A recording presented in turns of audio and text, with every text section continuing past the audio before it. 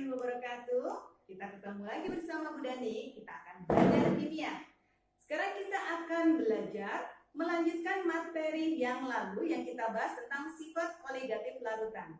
Yang lalu yang kita bahas adalah mereview bagaimana cara menghitung besaran konsentrasi.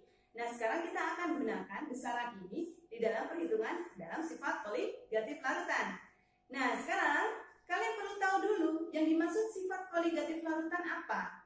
Nah, sekarang misalkan Ibu kasih contoh. Kalian pasti suka membuat mie ya, mie instan. Langkah pertama yang kalian lakukan apa dulu? Ya, betul. Kalian pasti memanaskan air dulu. Sampai apa? Sampai mendidih. Mendidih cirinya bagaimana sih? Oh iya, airnya menggumpal-gumpal, blub-blub gitu ya. Nah, kalau misalkan setelah itu kalian tambahkan atau masukkan mie, apa yang terjadi? Ya, ternyata gelembungnya atau pelupuk-pelupuk dari air yang mendidih tadi, ternyata itu tidak ada lagi, berhenti. Kenapa? Karena ditambahkan mie. Tapi pasti kita akan tunggu beberapa menit, kemudian dia akan mulai mendidih lagi. Nah, coba kalau misalkan itu kita ukur, ternyata suhu saat air saja mendidih dengan air setelah ditambahkan mie, itu suhunya pasti berubah. Pasti mengalami yang namanya kenaikan titik didih. Misalkan nih, air mendidih 100 derajat. Tetapi kalau dimasukkan mie dan mendidih pasti di atas 100 derajat. Misalkan 100,5 derajat Celcius. Nah, ini adalah salah satu contoh sifat koligatif larutan. Nah, sekarang kita akan lihat pengertian sifat koligatif itu apa. Sifat koligatif larutan.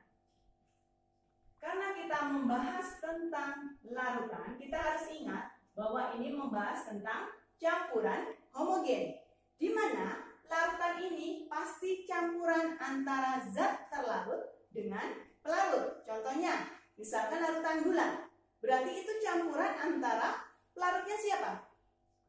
Ya, betul, air. Sedangkan gula sebagai zat terlarut, betul. Nah, itu adalah salah satu contohnya.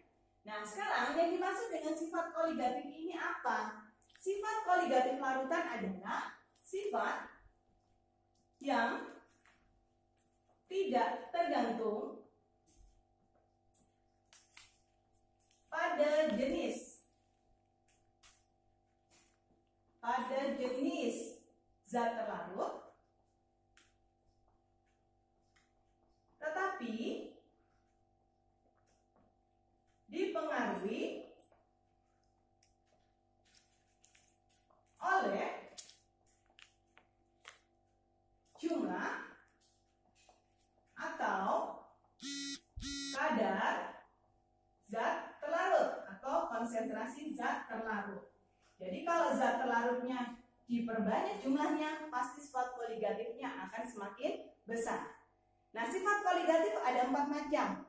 Yang pertama, ada penurunan tekanan uap. Yang kedua, kenaikan titik didih. Ketiga, penurunan titik beku. Dan keempat adalah tekanan osmotik. Kita akan bahas satu persatu. Nah, sebelum kita akan mulai, pada sifat koligatif larutan ini akan kita kelompokkan menjadi 2 larutan dulu. Larutan non-elektrolit dengan larutan elektrolit. Masih ingat larutan elektrolit apa? Atau larutan non-elektrolit apa? Ya, betul. Larutan non-elektrolit berarti larutan yang tidak dapat menghantarkan listrik. Non ya, berarti tidak menghantarkan listrik. Artinya di dalam air tidak akan menghasilkan ion. Betul. Contoh dari larutan non-elektrolit masih ingat? Ini ada di kelas 10 ya. Ya, contohnya misalkan larutan glukosa misalkan. Bisa. Kemudian larutan sukrosa boleh. Kemudian misalkan urea bisa. Kemudian misalkan apa lagi? Alkohol, contohnya etanol boleh. Kemudian ada benzena bisa. Ya, benzena bisa. Oke, dan seterusnya. Nanti ada contoh-contoh yang lain. Nah, sekarang kita akan membahas yang pertama untuk sifat koligatif adalah penurunan tekanan uap. Ya, untuk penurunan tekanan tekanan uap lambangnya adalah delta P. Delta ini perubahan selisih. Jadi ini dia mengalami penurunan uap. Jadi setelah zat larut ditambahkan suatu zat pelarut, ternyata akan mengalami penurunan tekanan uap. Nah, contoh misalkan ini, fenol. Fenol ini adalah tekanan uap larut murni. Contohnya tekanan uap air. Setelah ditambahkan zat larut, apa yang terjadi? Ternyata dia mengalami penurunan sebesar delta P, sehingga di sini adalah tekanan uap larutan. Jadi hubungan antara tekanan uap larut dengan larutan, mereka dikurangi, hasilnya adalah delta P atau penurunan tekanan uap. Nah, sekarang untuk rumusnya, untuk mencari delta P, rumus yang digunakan apa? Karena akibat penambahan zat larut, rumus yang dipakai adalah fraksi mol terlarut XT dikali dengan fenol atau tekanan uap larut murni atau air. Nah, ini akan kita pakai dalam menghitung berapa penurunannya. Kalau misalkan ditanya berapa tekanan uap larutan, yaitu setelah ditambahkan zat larut, berarti yang dipakai adalah fraksi mol pelarut dikali dengan fenol. Nah, tinggal kita masukkan ke dalam rumus. Nah, berikut ini kita akan lihat contohnya, contoh soal dalam bentuk perhitungan. Nah, sekarang kita akan lihat contoh berikut ini. Oke, sekarang kita akan lihat contoh soalnya. Sebanyak 6 gram urea dengan MR60 dilarutkan ke dalam 90 gram air dengan MR18. Jika tekanan uap air murni pada suhu 25 derajat Celcius adalah 31 mm Hg, tentukan penurunan tekanan uap larutan tersebut. Nah, sekarang kita lihat data yang diketahui. Di sini ada gram urea zat larut, kemudian pelarutnya ada 90 gram air, kemudian di sini sudah ada data MR masing-masing, jadi tinggal kita gunakan.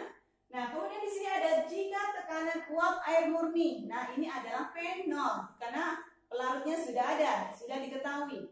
Pertanyaannya, tentukan penurunan tekanan uap larutan tersebut. Ingat, di sini ada suhu tidak akan mempengaruhi dalam perhitungan. Karena apa? Ini hanya data. Jika suhunya berbeda, pasti tekanannya akan berubah. Nah, sekarang kita akan masuk ke pembahasan. Jadi kalau ditanya adalah penurunan tekanan uap, berarti lambangnya adalah delta P, betul? Karena ada kata penurunan.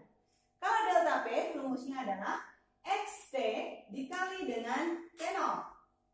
Ya, masih ingat yang lalu bahwa namanya fraksi mol itu adalah mol terlarut dibagi mol terlarut ditambah mol pelarut dikali dengan fenol. Ya, oke, tinggal kita masukkan ke dalam rumus. Nah, untuk mencari mol dari gram, tinggal apa? Ya, massa dibagi mr atau gram dibagi mr. Nah, terlarutnya adalah urea, berarti tinggal 6 dibagi 60.